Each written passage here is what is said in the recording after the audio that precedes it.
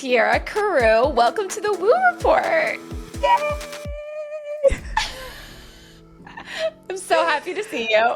Oh, so happy to see you. So happy to be here. We met at a wedding like a decade ago. Yes. And I feel like we connected immediately at this wedding. And you started telling me about these dance classes you were teaching in LA at the time. Yes. And you were talking about there being this like raw primal element where we were like going back to our animal instincts. And I remember being so intrigued by this. And then of course I tried to go to the class. And because I lived a crazy life of production, I could never make it work. But now here we are, a decade later, and I finally got to take a virtual class with you yesterday. Oh my gosh. So great. What was that class you were teaching back then? Was it the same? Was it Dance Alive? Yeah, it was Dance Alive. It was in LA. I was teaching in a yoga studio in West LA then. Now I'm doing, every week virtual weekends on the beach. So it's definitely evolved a ton since then. Oh my gosh. The weekends on the beach are literally my favorite part of your Instagram feed. It's so amazing. It's just all of these people moving and dancing all over the beach with headphones on, very much a silent disco, if you will.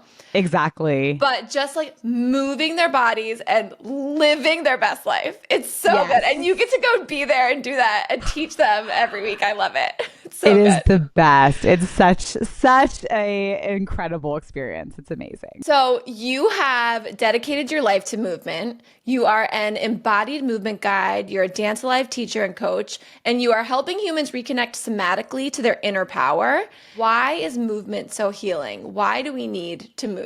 I always say movement is our primary language. It's our first language. Before we have words, we have movements, we have gestures, we read each other's expressions as babies and try to figure out what's being communicated here.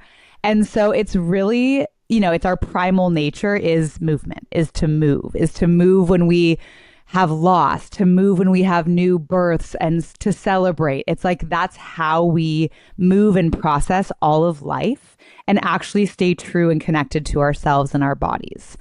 And when I found Dance Alive, it was, I think, 14 or 15 years ago. I was right out of college.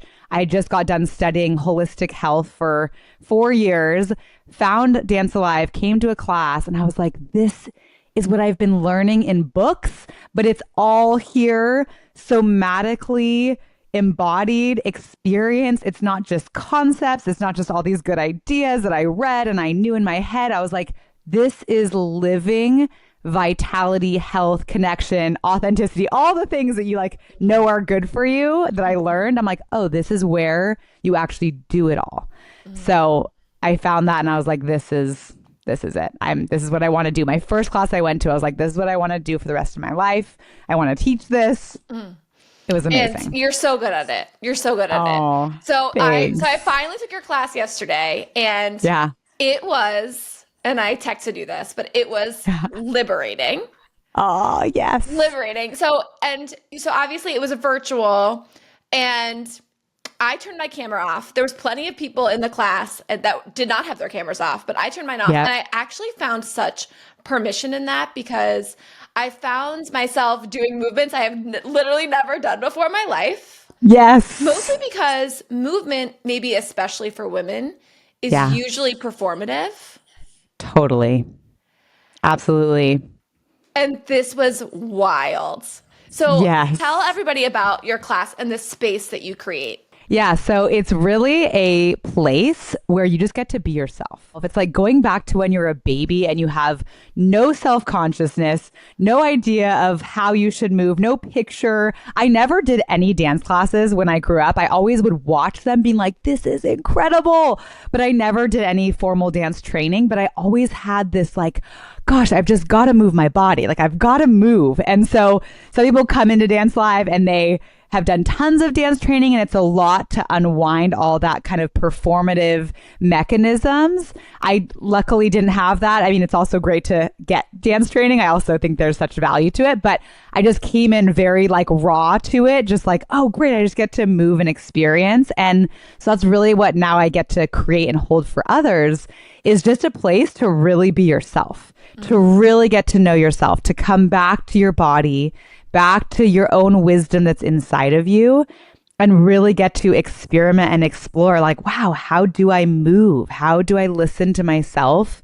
And how do I move through my body? And really, there's like such a trusting in the process of like, oh no, don't look out to look at other people and how they're moving. Like, feel into your own body, feel into your system, feel what really feels good for you, aligned for you. And obviously I guide the class, so you're getting cues of where to focus and where to open and where to let go. But it's really just about rediscovering and opening to who you are through movement. I was surprised by it. I guess what I was expecting was kind of what I see on Instagram, because it was, which is like basically everyone's just dancing and living their best life. But there was so much internal work going on during this session. A lot of pulling you into presence, and you kind of guided us in this meditation where we were focusing on our palms. So many people think, oh, wow, this is just a dance. I'm just doing ecstatic dance. But it is so much more, because it's really all rooted in your somatic awareness in your body. And that is the anchor. And so we really take time to go deeper and to just really bring, like I was saying yesterday, like our attention is our most precious resource. It is our most precious resource. And wherever you put your attention, life grows. So to be able to bring it back into our own bodies and put it there, and then have our own wisdom, our intelligence come alive and speak to us more because we're here and we're present and we're listening. It's like how we access more of our intuition and our innate knowing of what's needed. So there's so much of like, let me go out to grab on and get all my answers, but it's really about, we have so many answers inside of us. And so how do we tap that and come deeper into that listening and receptivity of our wisdom? We talk about somatics. Like, if you are unfamiliar with somatic healing, somatic movement, what does that mean? It's really about bringing your awareness, bringing your presence into your body. That's the basic of it.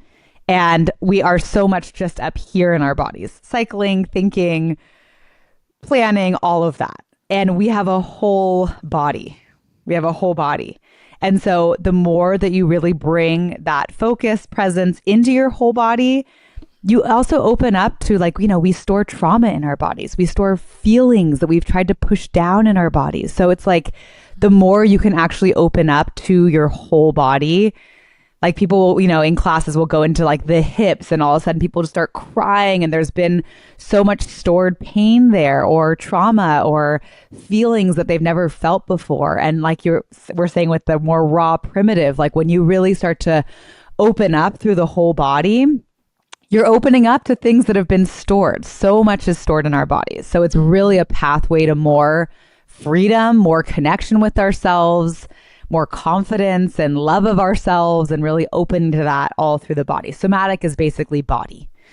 So it's like body movement, awareness, presence. Let's go down the raw primal path for a minute. Because that, I think, it's so interesting how a decade ago, that was what really like drew me in. I was like, ooh, what does that mean? You're like, what are you doing? You're like growling on the floor. Like, what is happening? And then yesterday I saw you do it. And then I was like, okay, we're like getting on all fours. We're kind of like using the floor. But why does that feel first uncomfortable? Yes. And then like walk us through this. Okay, great. I love it. Well, first off, I love that you were drawn to that, and that's what you remembered, because I'm like, wow, I don't remember telling you about that raw primal, but the fact that that's what stuck with you and you were into, I'm like, No wonder I love you. Like, so I was like, I gotta get a taste of this. What is happening in this? I'm like, Los Angeles is so kooky. Of course they're like doing this type of work. Totally. I love this topic because whenever I do it myself, I'm like, oh, this is just like years of therapy. It feels like when I do that raw primal movement. And basically, it's really all about opening to your energy. And we just have so much conditioning and training to fit in, to conform, to be like other people, to not speak up, to, just do all these things of what we think we should be and how we think we should act. And there aren't just spaces where we can just like let go and unleash. And every time I do it, I'll tap into deeper levels of anger, like stored anger that I have in my body or stored sadness. But it's like, it's so healing for us to be able to actually feel that and let it move through our bodies. And like you saw yesterday, it's like, yeah, you get on all fours or you get in different positions where you can, like let your sound through, let your movement through your whole body.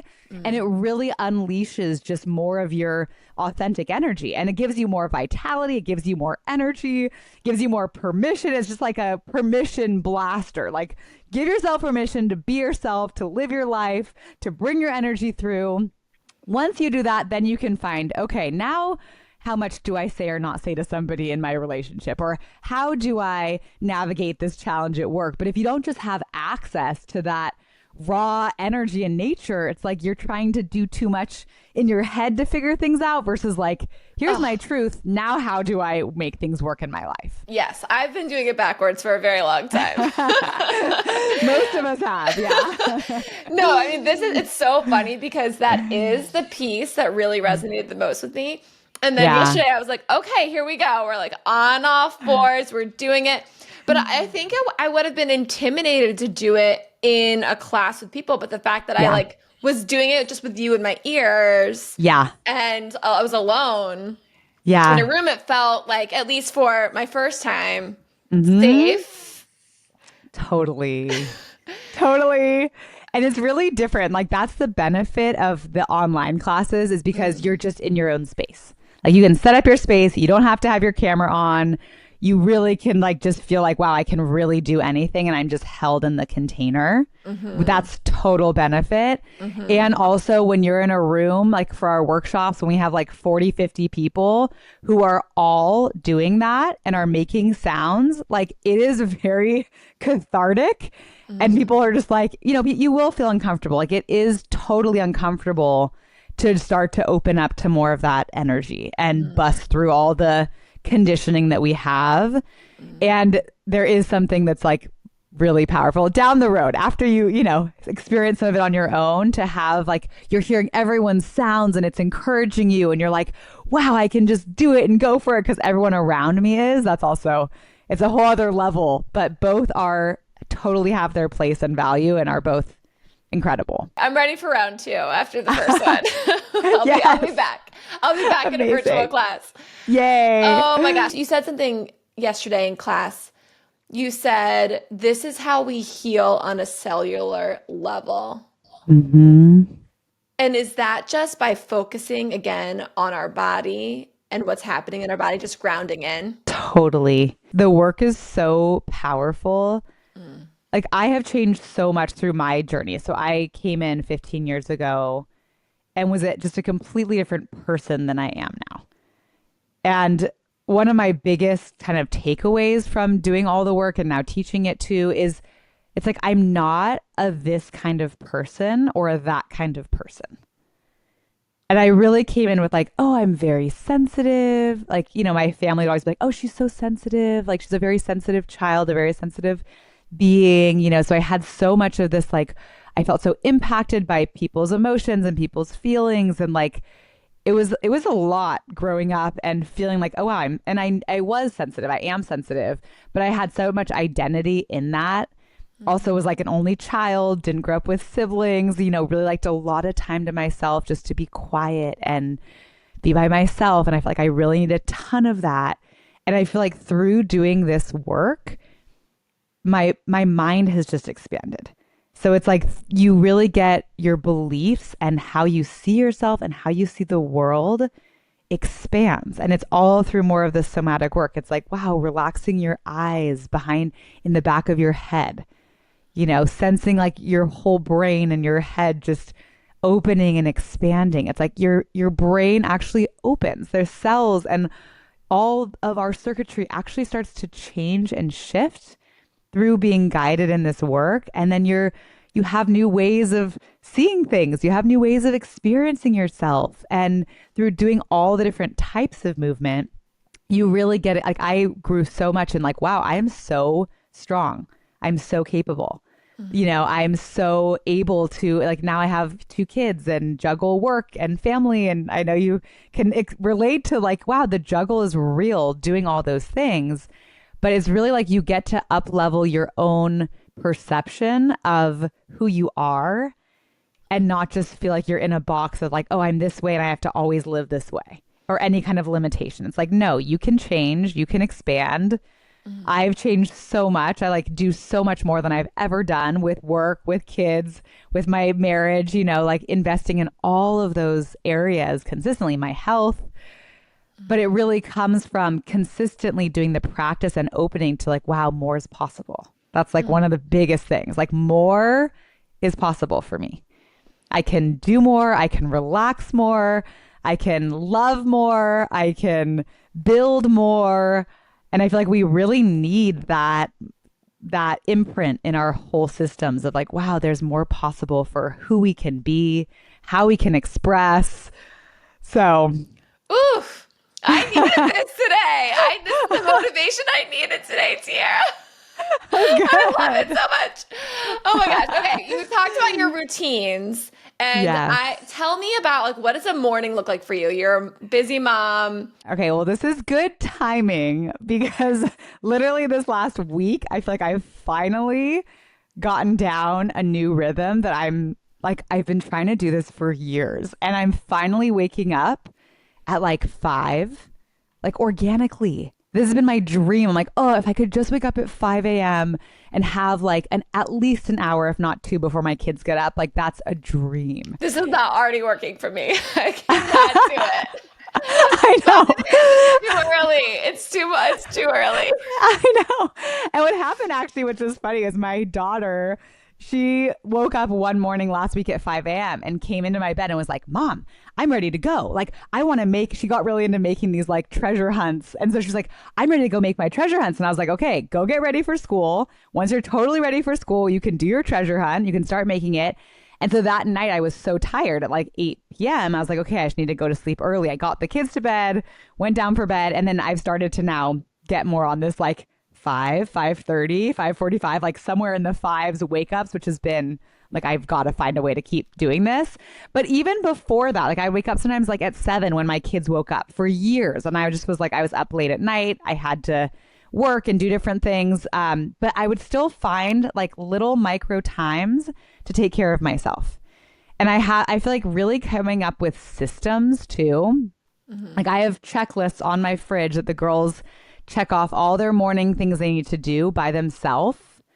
Like get dressed, brush teeth, brush hair, eat their cucumber first thing in the morning.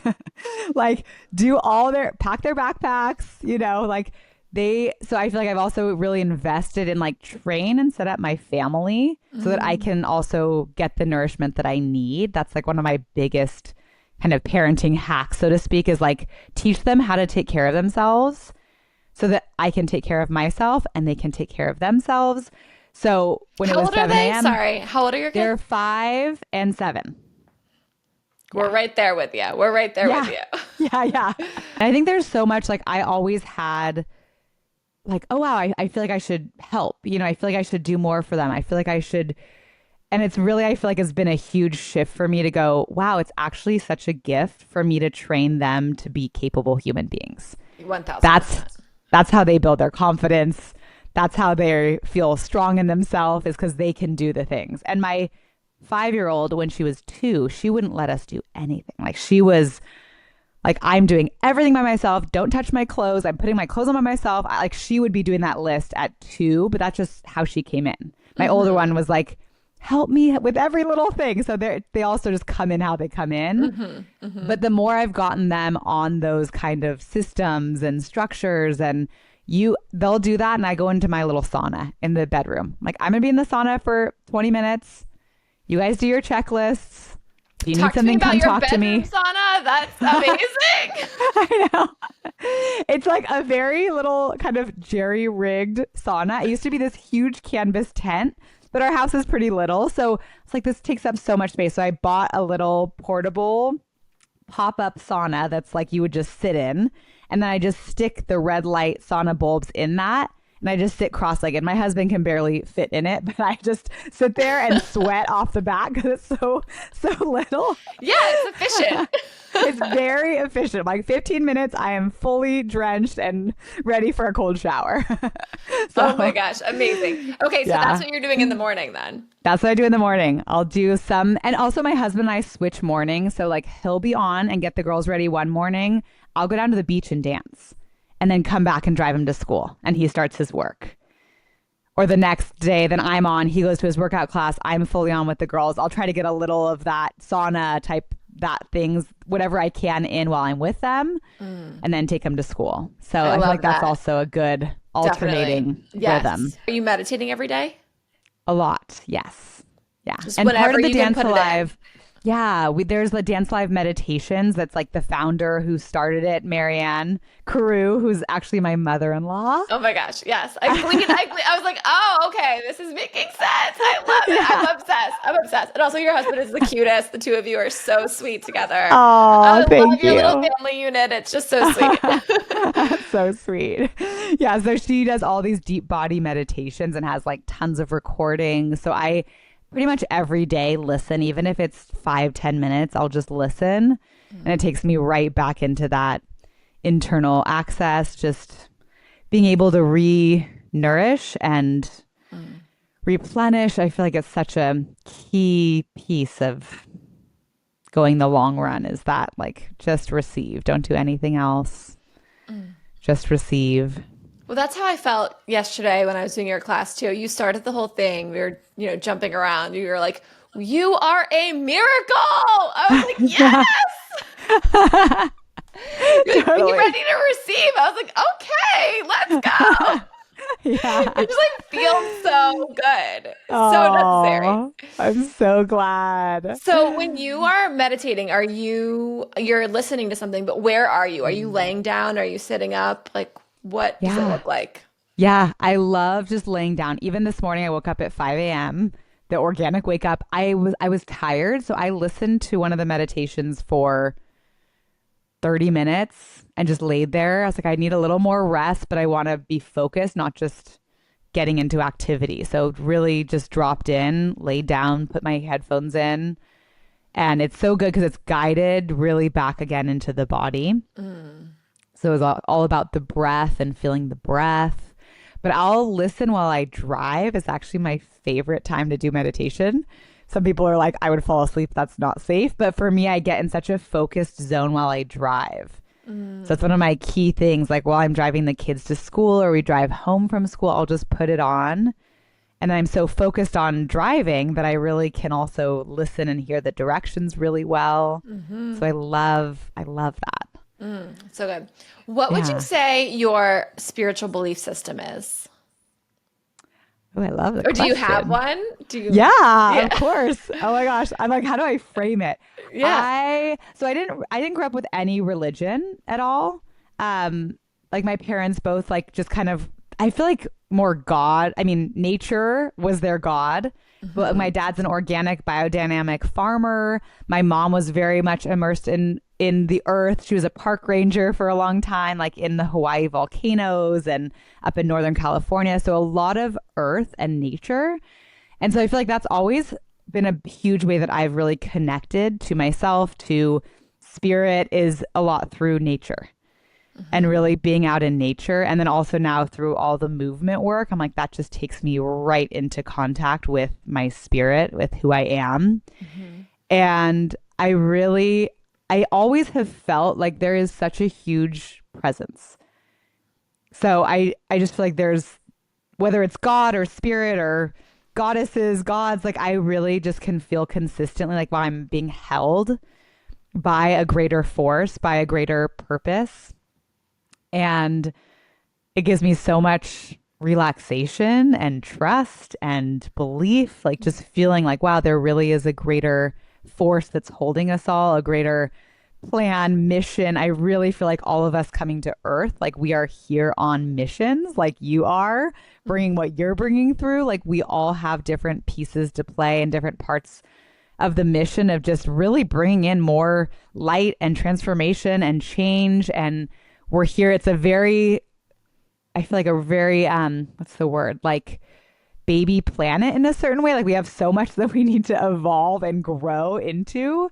A very young planet. So we're all really have, I think, so much to grow in being here, so much to learn, so much to grow in.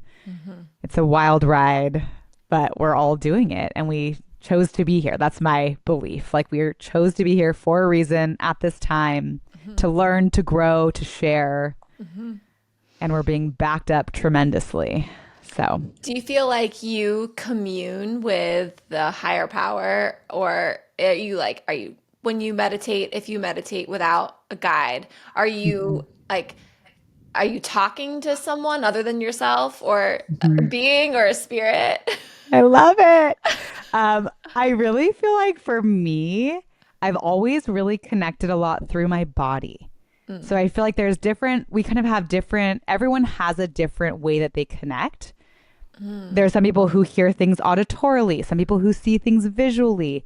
I'm a very somatic, so I feel things. I will feel instincts or feel, I really will, yeah, feel the sensations of that presence. Even I was guiding a client a couple days ago on just feel where you're being held by the creator or being held by the universe, whatever she connected to, just opening to experience that. So it's much more of when I feel in my body, I will tap that wellspring of that connection, the love, the wow, I'm being so taken care of and surrounded when I really go into my body more. So cool. Of course, and of Yeah. course it's like a somatic Yeah, transference for you. Like, of course, totally. that's how you feel it. Um, Yeah. One thing that I'm asking everyone on the podcast, because I Yeah. had this near-death experience, Yeah. I want to hear is more about that too. yes, yeah. Yeah. I mean, it's wild. So we can offline about it because I feel like I've Yeah. talked about it at length on here. But what do you think happens when we die? I feel like we just go back to almost like an ocean of light. And I actually am just flashing on too. So my father-in-law transitioned, passed away, transitioned over to the other side a couple years ago. And having that experience has literally changed my life because there's been so much contact with him. So much How? for everybody. So everyone in the Dance Live community knew him. Even people who didn't know him have had messages come to them from him. People, all different people have had the most wild, incredible experiences. Like there was one girl in Laguna here, and she was walking on the bluff. She's someone I know. She was walking on the bluffs, and Marianne, who was Rich's wife, was swimming in the ocean. My mother-in-law was swimming in the ocean. She was walking by, and she got a message from Rich, and she didn't know who he was.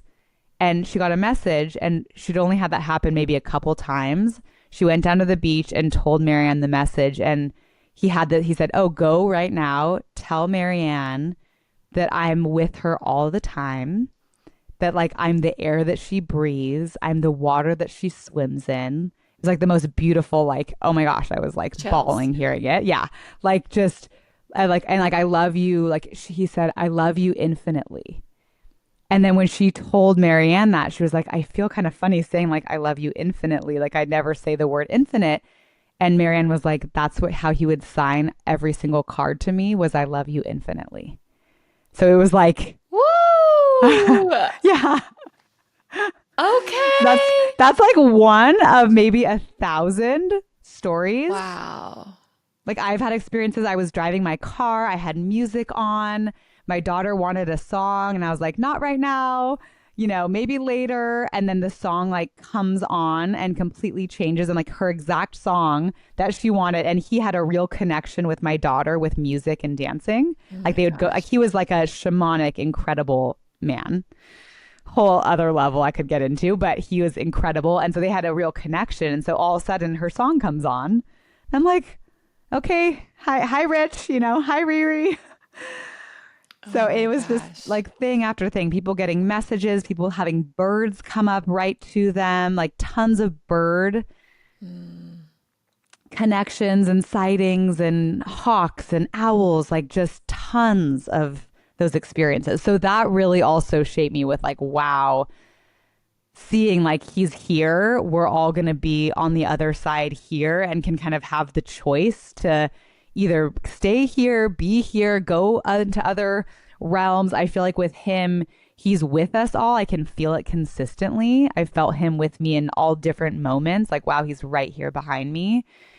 And also, I'm like, he also is doing a lot of cosmic work. I can feel like he's really doing a lot of light work. He was such a light worker here. So I can also feel he's doing that out there too. How did your kids handle that death in the family? You And know, how I did you was, guys how did you talk about it with them? it was very sudden.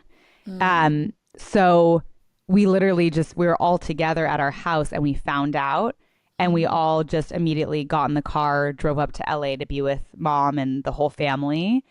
And so they were really just a part of everything. Like there was no, and I think sometimes people are like, oh yeah, how do I say things? How do I explain? Which makes sense, but it was so sudden that they were just in it with us. They were seeing us cry. They were, with us. They were a part of it all. We went up to LA. We were all together, and they would kind of, it was actually so beautiful. My sister-in-law was like, having the kids around was so healing because they were just so raw and open and real. Like, what, he died, and how did that happen? Where is he now? What's going on? Where's his body? Where's his spirit? Like they were just so in it and curious and present. And I really feel like it's been such a gift that they were a part of all that and they've heard us talk about it. And Yeah. now, they're like, oh, there's Riri. Like when they see birds, they're like, there he is. And they even said to my mother-in-law, they were like, Mimi, you're going to be a bird soon. And she told us, and she was like, not that soon. Don't but rush me. yeah. She was like, I got a lot more work to do here, but like at some point, yeah, I'm going to be a bird. It's so beautiful. Yeah. I've started bringing my kids over to the hospice house that I did this documentary on. Oh, And wow. I found, I brought in my 4-year-old the other day, and one of the volunteers there said, oh, I didn't know kids were allowed in here. And the director was like, no, of course. He's going to bring the Wow. book for all the other 4-year-olds that come in here. And it was Wow. just, I, I know that we are conditioned to Yeah. believe that death is scary. And yes, it can absolutely be sad. Yeah. But by not talking to our kids about it, it becomes this elephant in the room, and they can sense it and Totally. feel it. So I Yep. love that they were with you on the journey. Like I think that that's Yeah. scary for adults to try and, because you want to protect them. You don't want them to feel Totally. any of the pain. But Right. them being with you in it is just amazing. Yeah. Do you include them in Dance Alive? Do they dance with you? I do. I do. Yeah, in different ways, different times, but like when we have workshops up in LA, the live workshops, they're on the roof usually. We have a little kids camp and then they'll come down for the dance party part of it sometimes or well, I remember when I first had both my girls, I was in all the workshops just breastfeeding on the side of the room and still doing the classes and they were in my belly when I was doing all the classes. So they've just been so immersed in it all.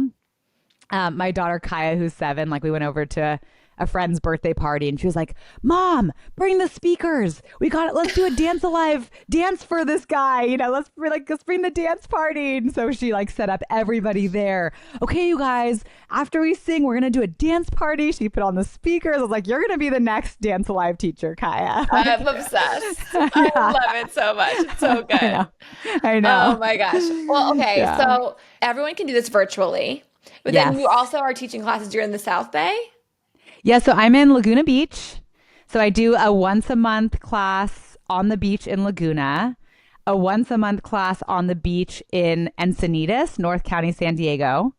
And those both are amazing. You're on the beach, you have headphones, you get to have like your feet in the sand, and you're just in the elements of nature and with others. It's amazing. You get to hear me guiding and the music. It's magical.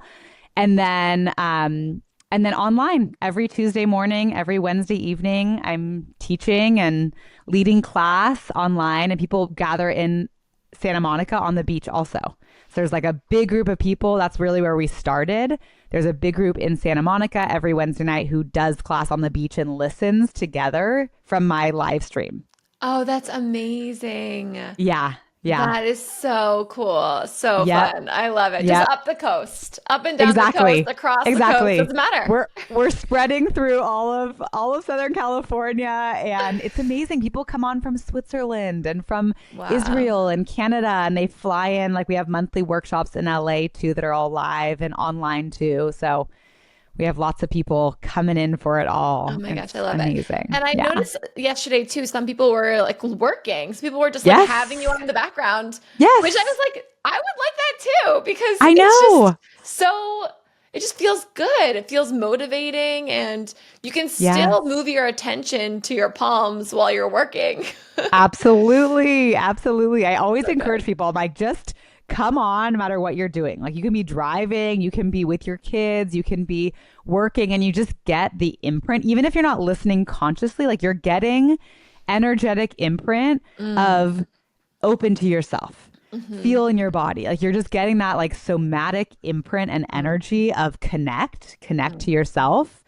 And then people will say afterwards, they're like, oh, I got so many ideas during class for my work. I was working and I got in such a zone with inspirations and ideas. Or they'll get up for 5 minutes and just join in for some of the dance party or some of the meditation and then go back to their work. And so it's amazing. It's really, people have so many transformations in their lives and relationships, in their health, in their work, just from consistently doing the practices. It's like magic to see what evolves for people. It's really amazing.